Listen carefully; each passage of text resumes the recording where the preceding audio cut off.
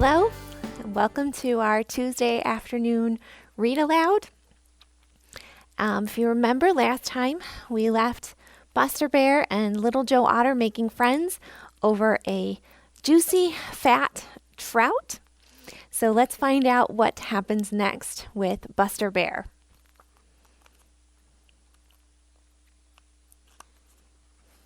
So we are reading The Adventures of Buster Bear by Thornton W. Burgess.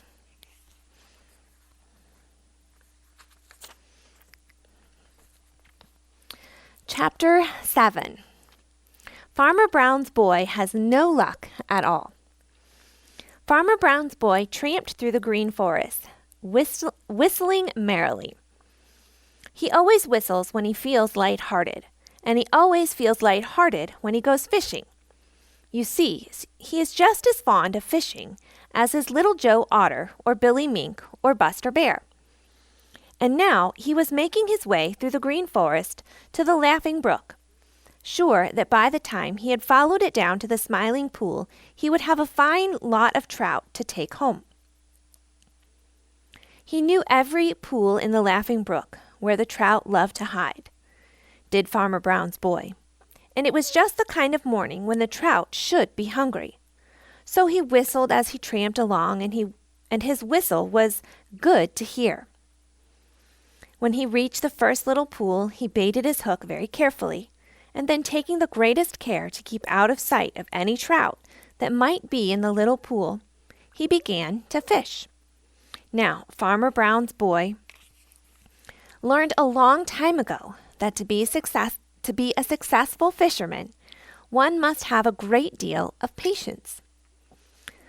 So, though he didn't get a bite right away, as he had expected to, he wasn't the least bit discouraged.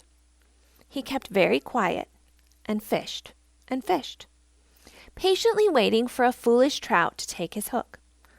But he didn't get so much as a nibble. Either the trout have lost their appetite, or they have grown very wise, muttered Farmer Brown's boy, as after a long time he moved on to the next little pool. There the same thing happened. He was very patient, very, very patient. But his patience brought no reward, not so much as the faintest kind of a nibble. Farmer Brown's boy trudged on to the next pool, and there was a puzzled frown on his freckled face. Such a thing never had happened before. He didn't know what to make of it. All the night before, he had dreamed about the delicious dinner of fried trout he would have the next day. And now, well, if he didn't catch some trout pretty soon, that splendid dinner would never be anything but a dream. If I didn't know that nobody else comes fishing here, I should think that somebody had been here this very morning and caught all the fish, or else frightened them so badly that they were all in hiding, he said, as he trudged on to the next little pool. I never had such bad luck in all my life before. Hello, what's this? There on the bank beside the little pool were the heads of 3 trout. Farmer Brown's boy scowled down at them, more puzzled than ever. Somebody has been fishing here, and they have had better luck than I have, thought he. He looked up at the Laughing Brook, and down the Laughing Brook, and this way and that way, but there was no one to be seen. And then he picked up one of the little heads and looked at it sharply. It wasn't cut off with a knife, it was bitten off. He exclaimed, I wonder now if Billy Mink is the scamp who has spoiled my fun. Thereafter he kept a sharp lookout for signs of Billy Mink. But though he found 2 or 3 more trout heads, he saw no other signs, and he caught no fish. This puzzled him more than ever. It didn't seem possible that such a little fellow as Billy Mink could have caught or frightened all the fish, or have eaten so many. Besides, he didn't remember ever having known Billy to leave heads around that way. Billy sometimes caught more fish than he can eat, but then he usually hides them. The farther he went down the Laughing Brook, the more puzzled Farmer Brown's boy grew.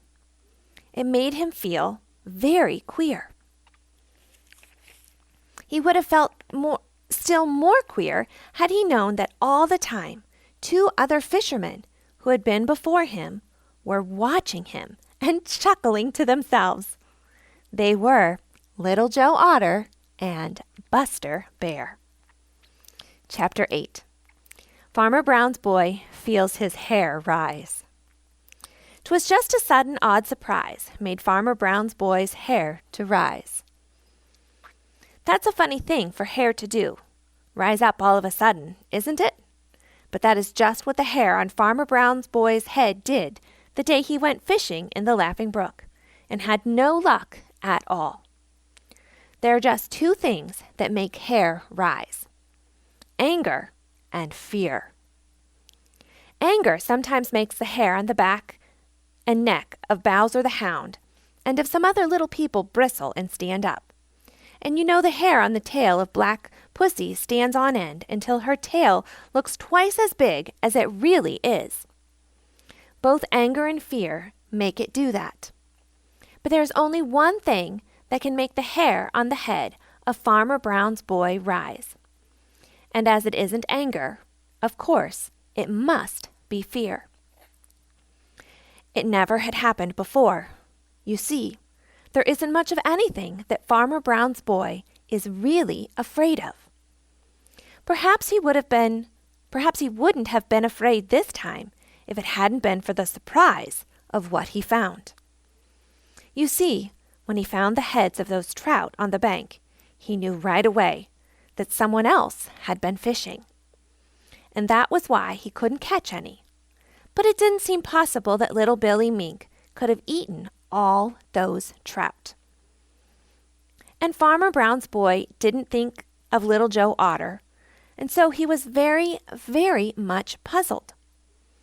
He was turning it all over in his mind and studying what it could mean when he came to a little muddy place on the bank of the Laughing Brook.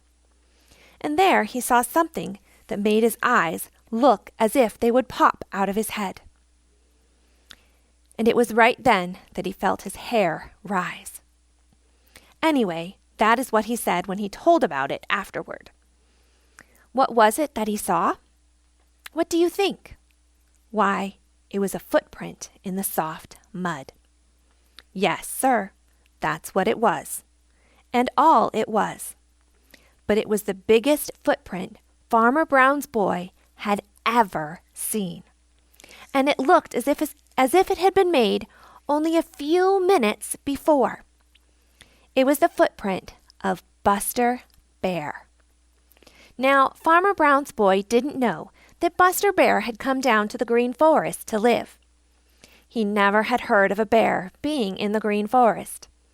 And so he was so surprised that he had hard work to believe his own eyes. And he had a funny feeling all over, a little chilly feeling, although it was a warm day. Somehow he didn't feel like meeting Buster Bear.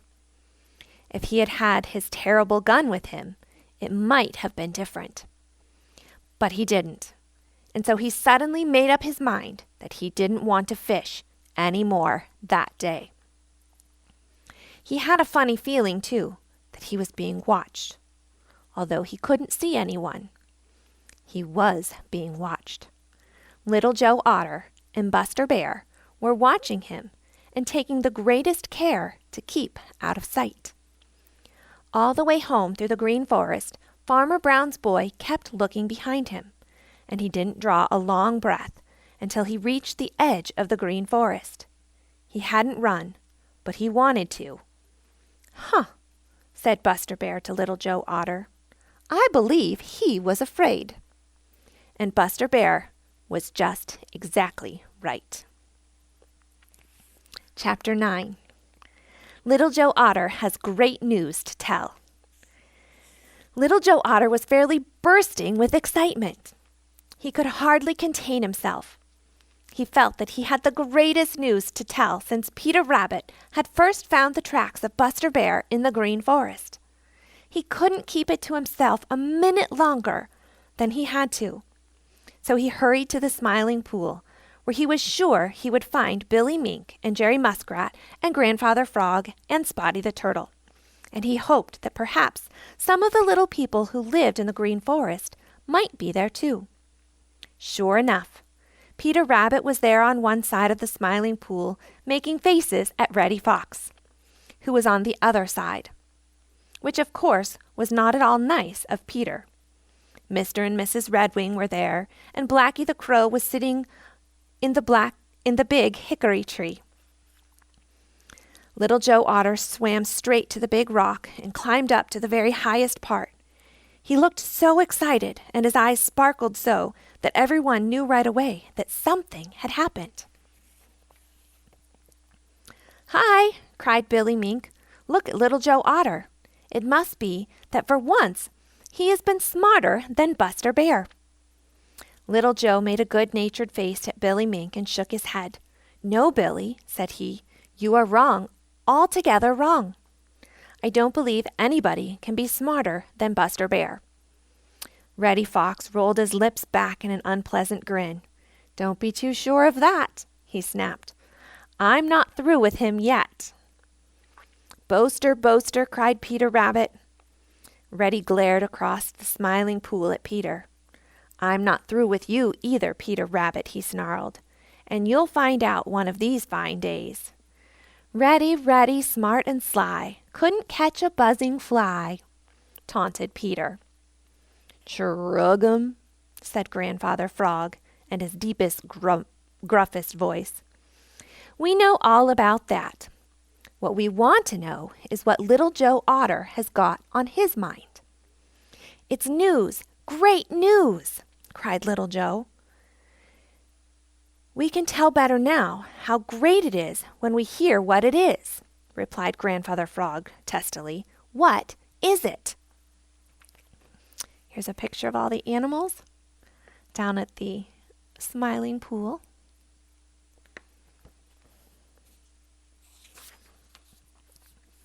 Little Joe Otter looked around at all the eager faces watching him, and then in the slowest, most provoking way, he drawled, "Farmer Brown's boy is afraid of Buster Bear."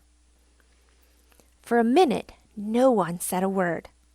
Then Blacky the Crow leaned down from his perch in the big hickory tree and looked very hard at Little Joe as he said, "I don't believe it. I don't believe a word of it.